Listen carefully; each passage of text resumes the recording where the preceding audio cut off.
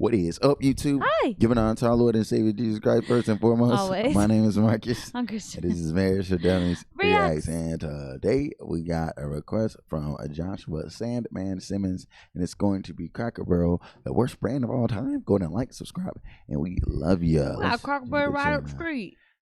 Big Mama went cross-eyed at the beginning of this video. Y'all go back to the front and watch that. Why Screenshot it and send it to me through email. Nobody seems to be pointing out what is incredibly obvious. I normally don't do current event dog pile type content, but nobody seems to be pointing out what is incredibly obvious to me, that this company might be pulling off the greatest marketing stunt in the past decade. Today we're talking about Cracker Barrel. If you don't know, they rebranded recently and absolutely everybody hates it. This is not a political war thing where the left likes it and the right doesn't, or the right likes it and the left doesn't. No, everybody across the political spectrum has come out and said, we absolutely hate what you've done with this. Look how they massacred my boy. It genuinely might be the most unifying thing that has happened to the United States of America since 9/11, okay? Do you know how bad you gotta fuck up to, in 2025, get Donald Trump and Gavin Newsom on the same page? The official DNC Twitter account even said, we think the new Cracker Barrel branding sucks too. Okay, if you're not picking up what I'm putting down, I'm gonna rephrase it a little bit differently so we're all on the same page. Cracker Barrel, AKA a restaurant unironically and literally named Cracker Barrel that has been accused of LGBTQ discrimination and racial discrimination, and when you walk inside is decorated as though it's Minnie's haberdashery from the Quentin Tarantino movie The Hateful Eight, has rebranded and remodeled some of the restaurants, and they fucked it up so bad that even the woke leftists are like, no, the segregated bus stop vibes were better, bring it back. They've literally done such a bad job that it almost feels like it's intentional, and I think it might be, and we're gonna get into it right after a word from our sponsor. This video is brought to you by Supremacy World War III. It is a free online PvP strategy-based game where you get to act out a military in modern day. You can pick a country, or you can play the US battleground, and you can pick your favorite state, which is my favorite way to play, and obviously I'm gonna pick Iowa every single time. I like to mix it up by attacking a different state every time. Sometimes I like to attack cold California, Minnesota. Sometimes I like to attack Nebraska and show them whose corn is better, but this time I'm probably gonna go ahead and attack Wisconsin because let's face it, they don't stand a chance unless it's a drinking competition. One, we're not babies.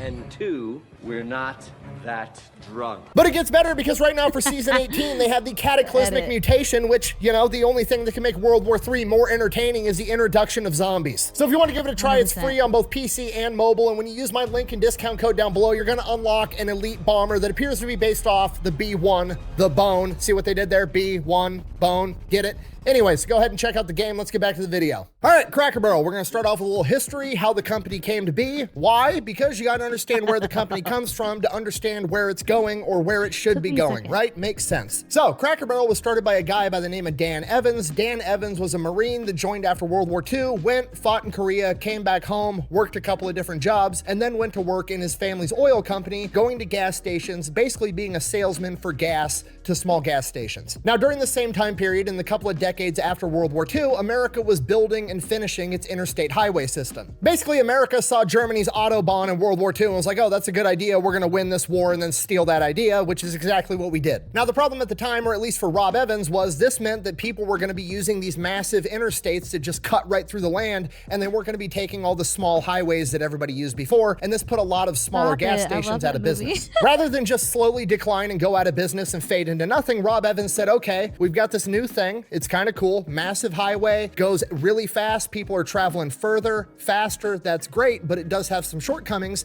These massive interstates don't cut right through the middle of towns like these highways did. And people that are traveling for hours on end are still gonna need gas. They're still gonna need food. And a lot of them are still probably gonna wanna pick up knickknacks and souvenirs to say, hey, I was in this place, like a shot glass or a magnet or whatever the fuck. No, Dad, not that, please. Here you go, sport.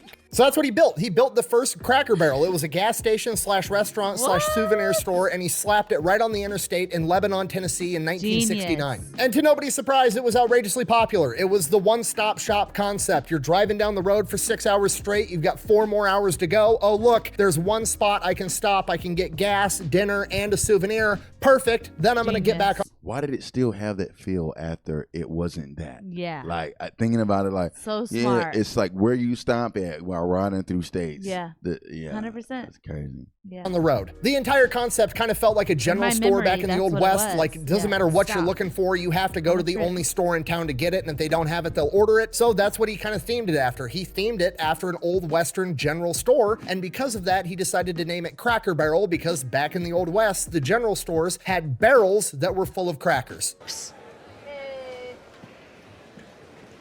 Don't do that. That's how I wink, guys. Why are you winking Real. at me? From here, the business grew like wildfire, but the interstates were becoming, more and more of a thing. Gas stations were popping up. People were copying the same strategy. So he's like, gas isn't really making us that much money. We're going to drop the gas portion and we're just going to be a restaurant with this souvenir shop in it, but we're still going to be right on the interstate. And that is how we arrived at the Cracker Barrel that we all know today. It is a Western general store themed restaurant that serves Southern food and has a gift shop up front that is actually secretly evil, but genius at the same time. That little knickknack shop up front is responsible for 20% of Cracker Barrel's overall revenue, So and they made smart. like $3.5 billion last year, meaning Wow. they're moving like $700 million worth of knickknacks every Yeah. single year. I know what you're I was thinking, thinking about how is that Christmas even shopping possible? over there. Because if you have a family and you go to Cracker Barrel, that gift shop is like a family-friendly version of the Saw movie. What do you want? Oik, what? You are completely surrounded by armed mousetraps.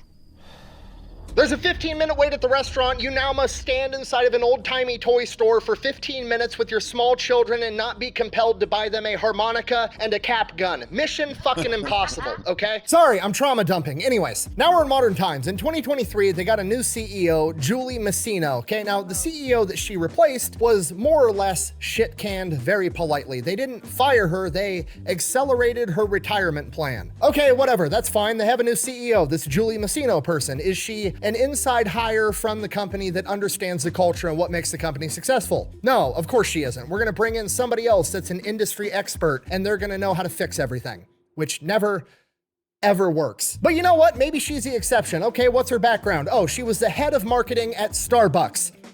Not looking great, okay? You know what company doesn't need marketing? Starbucks. Have you ever seen a Starbucks commercial? Yeah, me neither. You ever seen a Starbucks ad? No, not really. Starbucks' business model is they're fucking everywhere, and do you never want thought about caffeine that. or not? The end. Being in charge of the head of marketing at Starbucks That's is like being in so charge of selling real. ass candles to dogs. You can't fuck that job up. On top of that, Starbucks isn't even really trying to sell coffee. They're trying to sell gift cards so they can continue being the world's biggest unregulated That's a bank, really which I good did an one. Go entire check it video out. on. We're not going to get into it. After that, she was the president of Taco Bell. Okay, that sounds like it could be pretty good, but I promise you, it's not. Okay, Taco Bell is owned by Yum Brands, and Yum Brands is a conglomerate that owns KFC, Taco Bell, and Pizza Hut, and that conglomerate is owned by Pepsi. Why does Pepsi own fast food restaurants? Well, because in the 1970s and the 1980s, when Pepsi was trying to become a major household name, they could not compete with Coke because every restaurant in America had Coke machines and nobody wanted fucking Pepsi. So Pepsi went and bought 3 major food chains to force them to have Pepsi inside of the restaurant so they could force feed it to people and convince them that Pepsi was better. Pepsi literally said, we have no reputation and no customer base. We're gonna buy 3 entities that have a massive following and we're gonna use that to force feed our product into people. Put it in your mouth and just eat it. God, I hate it. I don't care whether you hate it. You said you do it. Which means ultimately at the end of the day, all they care about is the restaurants breaking even, maybe. They don't give a shit if the restaurants do good. They just want to sell more Pepsi. If so facto, all of her experience at being an industry expert is by working at a company that's fucking up to something other than selling good food to people, right? Starbucks is trying to be an unregulated bank and Yum Brands is trying to force feed people Pepsi. There's an ulterior motive. They don't really care how the company does. But Cracker Barrel doesn't have that. The only thing they're up to is strong-arming me into buying a harmonica for my 4-year-old so that I slowly go insane. So she comes in 2003 and is like, you know what we need to do to fix everything with this company that's been functioning just fine for the past fucking 50 years? We should absolutely change everything. We'll do exactly the same thing we did with Taco Bell. We'll take a logo that's awesome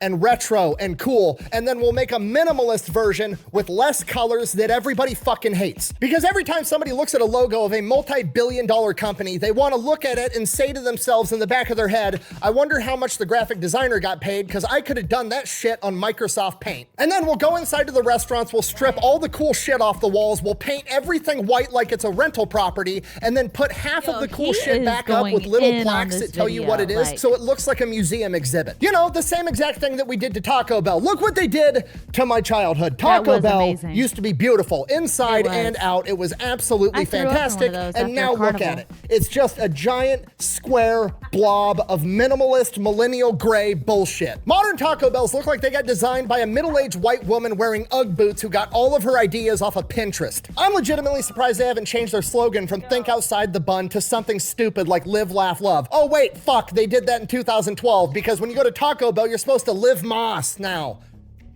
I hate it. Oh, I hate it. I don't even know what that means. He went No in. one knows what it means, but it's provocative.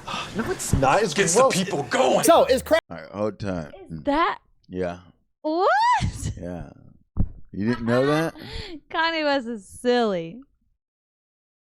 Cracker Barrel gonna go downhill? Almost certainly. As soon as they announced this remodel and their rebranding, they lost 12% of their market share. $94 million just fucking erased from existence. no. And so far, the only response that Cracker Barrel has given out to enormous public backlash is to send the CEO onto the news to talk to Michael Strahan, an ex-NFL player that retired when I was in like 8th grade, but somehow still looks way younger than me. And she goes up there and has the balls does, or though. the ovaries, That's so whatever, to look everybody in the face and gaslight us and be like, actually, people love the new design, despite the fact that nobody does. Honestly, the feedback's been overwhelmingly positive that people like what we're doing. I'll give you another soundbite. The number one question that I got asked, Michael, was, how can I get a remodel? When can I get a remodel? How do I get on the list? Oh, really? So the feedback and the buzz is so good, not only from our like, customers, what? but from our team members.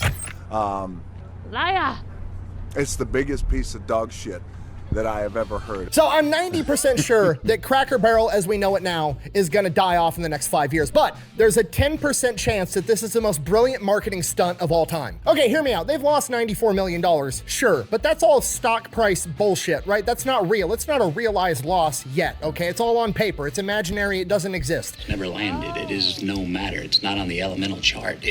It's not fucking real. In exchange for that 94 million imaginary dollar loss, they've gained hundreds and hundreds of millions of dollars of free publicity. When's the last time you heard about Cracker Barrel in the news? Fucking never. so real. Cracker Barrel is the talk of the town right now.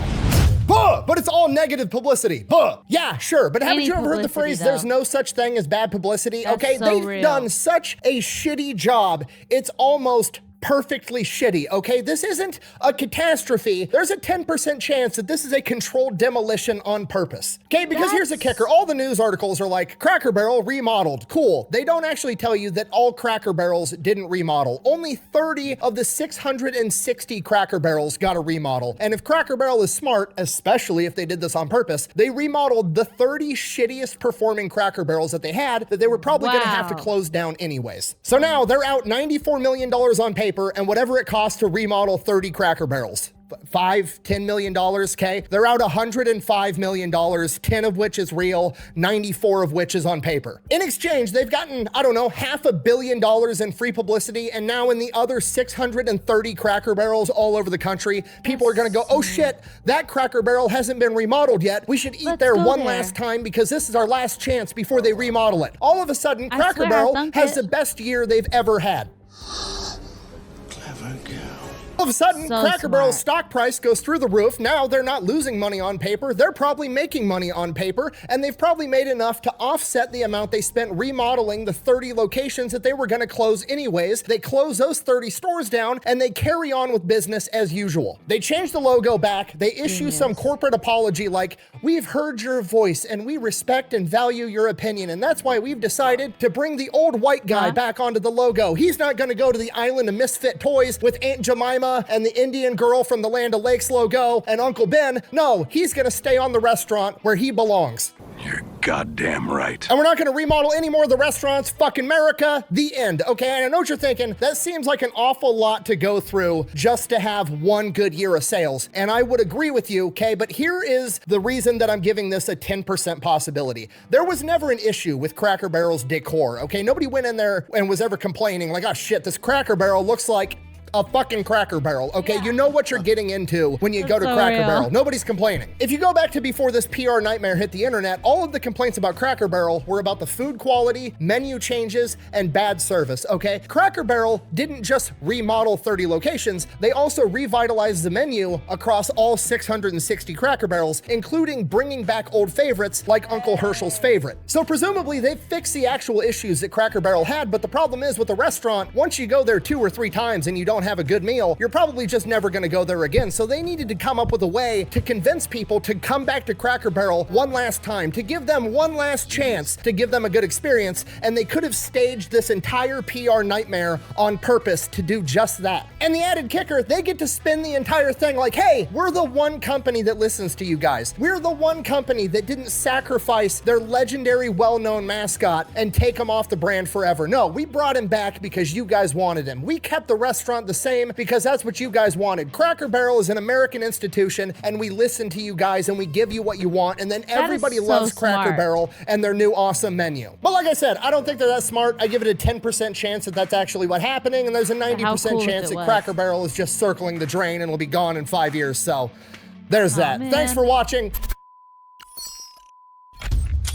All right, emergency update. Never really had to do this before, and like I said, that's probably because I don't like covering emerging trendy topics, but I guess here we are. Everything you've seen up until this point was filmed on the 24th, and it is now the 26th at approximately 7 o'clock Central Time, and I've just been informed via Twitter or X, whatever the fuck you want to call it, that Cracker Barrel has issued their corporate apology, and they're going to be keeping their original logo. Because of this, I will now be updating my prediction. There is no longer a 10% chance that this is an intentional marketing ploy. There is now a 50-50 chance that this is intentional. They're doing it on purpose, and if they are, it's absolutely genius, and if they're not, it's the Wow. worst idea I've ever seen in my entire life. Anyways, thanks for watching. Best way to support the channel is go buy some merch over at thefatelectrician.com. Quack bang, out. Hey, that's what's up. Yeah, I love these. God If I'm bless right you, about Joshua. this, I will, for the rest of my life, claim that somebody at Cracker Barrel headquarters saw my video, stole my idea, and saved the company forever. Probably not the truth, but that's what I'm gonna roll with.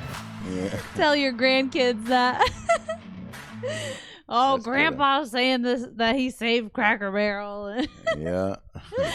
Totally will believe Hey, you. my grandpa saved Cracker Barrel, man. No, really though. They Yeah. like saw his video and then Yeah. did it exactly what he said. Yeah. I wouldn't doubt it for real. But yeah, that is such a good video. I definitely have one right there, and I'm definitely going there soon. So God bless y'all. We love you, and we'll see you in the next one. Mhm.